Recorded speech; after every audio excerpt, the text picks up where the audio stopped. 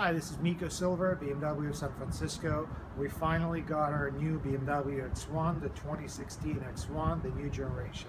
So we're going to do a quick walk around and we're going to drive it. I drove it only for a few blocks right now, and right now we're actually going to take it on the freeway, take it through some hills, see how it feels. So first of all, the walk around. The car looks like the new generation BMW, looks a lot, I think it resembles the most the new generation X5, just obviously scaled down because it's a much smaller car, but the shape of it. So a few things, I'm going to try different seats so you can see what it feels like. Right now the seat is set up pretty much for my height, so very easy to get in. That's normal sitting position. Steering wheel, as all BMWs, come out pretty far, so it makes it nice and comfortable. I leave the seat as I would want it, and I'll try the back seat. So I can seat pretty comfortably behind myself, which just shows you that there's plenty of leg room. Pretty good sized car. It is narrower than bigger cars like X3, so just not as roomy for more passengers. You could put 3 people in the back, it's just not going to be really comfortable. Let's take a look at the trunk. So finally, first time, the power trunk is available on this model. That's what this car has. Decent sized trunk, privacy covers. So right now, we're going to fold them down quickly. And we'll take a look. Another thing you see, this is a standard feature, the 3-way split fold down seat. Fold down seats, there are straps. You just pull on the strap. And the seat folds down pretty easy. Do this one as well. Another thing, just to show you the size of the trunk and how much you can fit in. I'm going to try to get in and see how I fit. So I kind of could camp in this car and sleep in it. It's not like full length, but I definitely can fit. It folds pretty flat, not 100% flat, but I would say, you know, for all intents and purposes, it is a flat fold. All right, so let's close this. Seat goes up. Now let's go for a drive.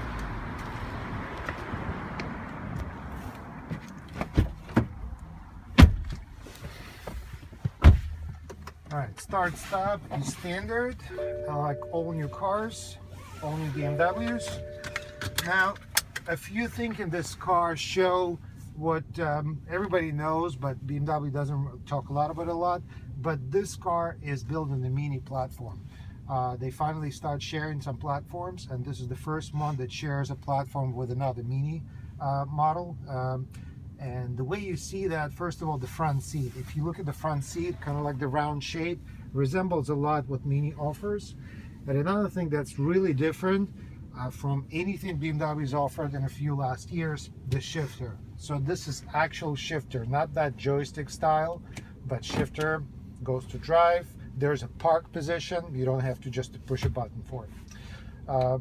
Power brake, like all other models. Nice cup holders, 2 cup holders that can be covered.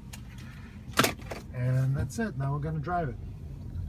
Only one engine is offered right now. That's the 4-cylinder turbocharged engine.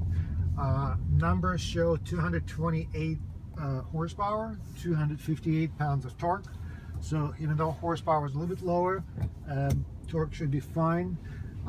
I drove it right now. I pushed it a little bit. There's plenty of power per car this size. It's a different feel from the older generation. Definitely different feel. Better or worse, that's a different question. Just it's a different feel. Steering, another thing, newer style steering. Much easier to steer in the city. Much easier to maneuver the car. Driving dynamic controls, which again was not available in the previous X1, but you can change it to Eco Pro or Sport mode. Right now we're in comfort mode. We're going to start with that, and we'll try another mode later. Let's see what else. iDrive, again, standard right now, which was not available. This actual car does not have navigation, so this is just what you get with standard.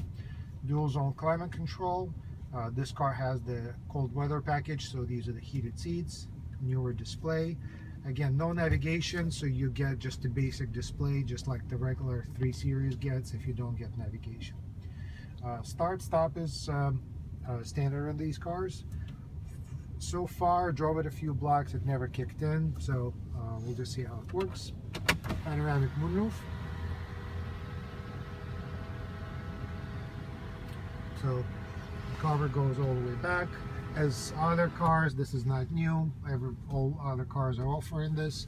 Roof will open up to here. All right, so we're going on the freeway in comfort mode, and I'm going to push it a little bit.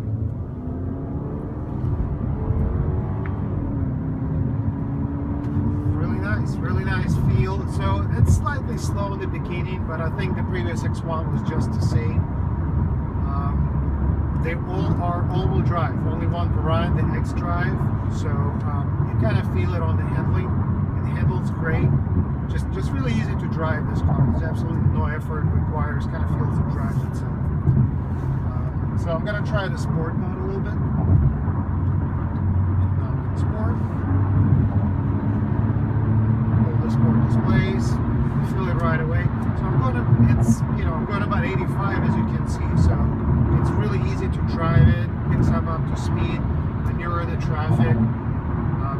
Really, absolutely no complaints. Great feel to the car. Let's go back to comfort.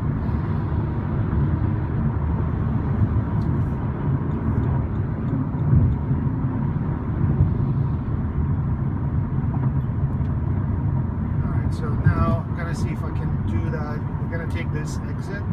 And there's a really sharp turn. This is usually where I go on test drives. And on this exit, there's a sharp turn, basically 180 degrees to the right. And if there's no traffic, I'm going to see if I can take it faster than usual. So let's get how that feels. These cabs usually go that way too. So let's let me know. Nope, nobody's going that way. Feels great. Very solid, very easy, no effort, no body roll. So just what you would expect for a new generation BMW.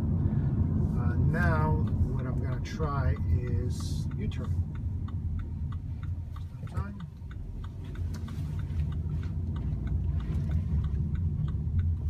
Pretty tight, no problem there. We're back in comfort mode, so this is the regular acceleration. Traffic, and now we'll go another block, and we're going to go up the hill. So we're going to try it on a nice steep hill, see what it feels like.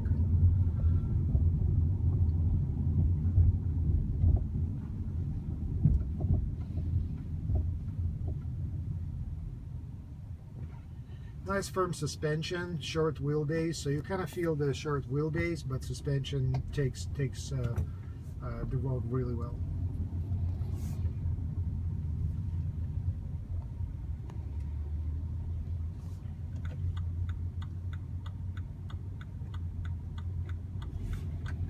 While we're in traffic, I want to see if there's anything else new. Efficient dynamics, so that's the standard right now. Driving style analysis, available in Eco Pro. This is the same system they have in the i3.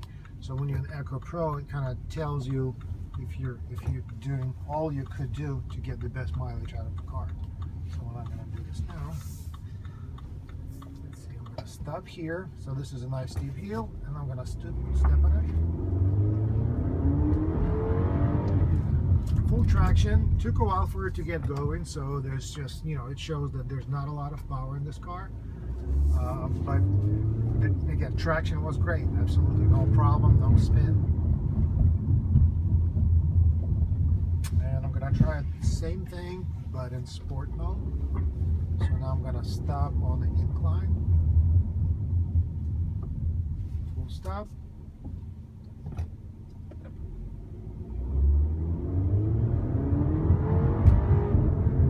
Kind of the same idea, just revs up a little bit higher.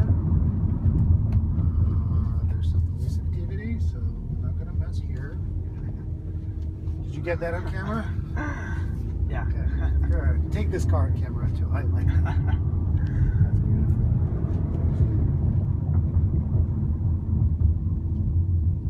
Alright. So we're on Pachora Hill, and what next I'm gonna do, we'll go for another few blocks, and I'm gonna try it on the twisty road. So this should be fun, and this is really the place where you really get a good feel for the handling of the car.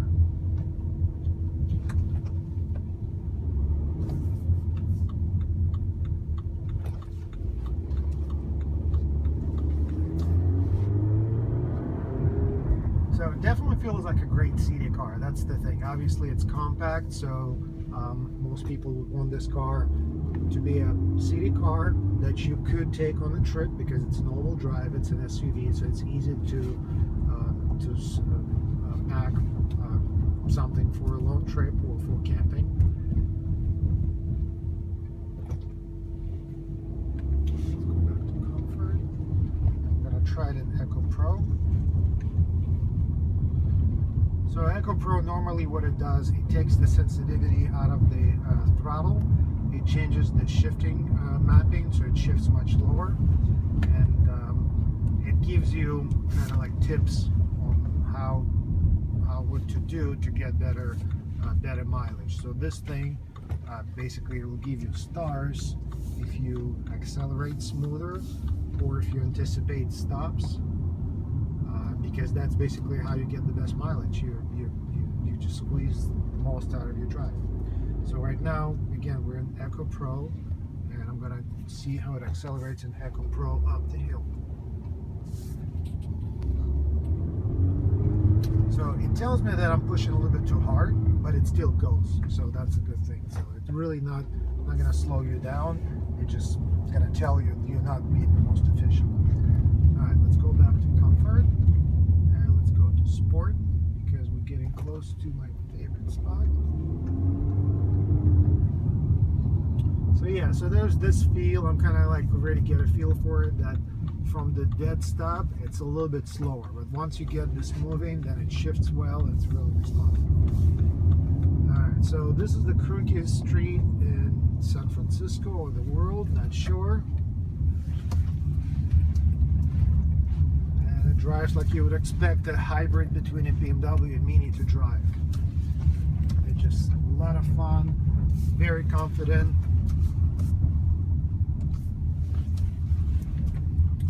I think this one would be the fastest I ever taken this route, I'm not sure. I have videos when I drove the M235 here. So, I mean, obviously it's not the M235, but it was really well. It took those turns really well. And last thing, this is probably the steepest hill in this area with stairs, called San Francisco. So we're gonna stop.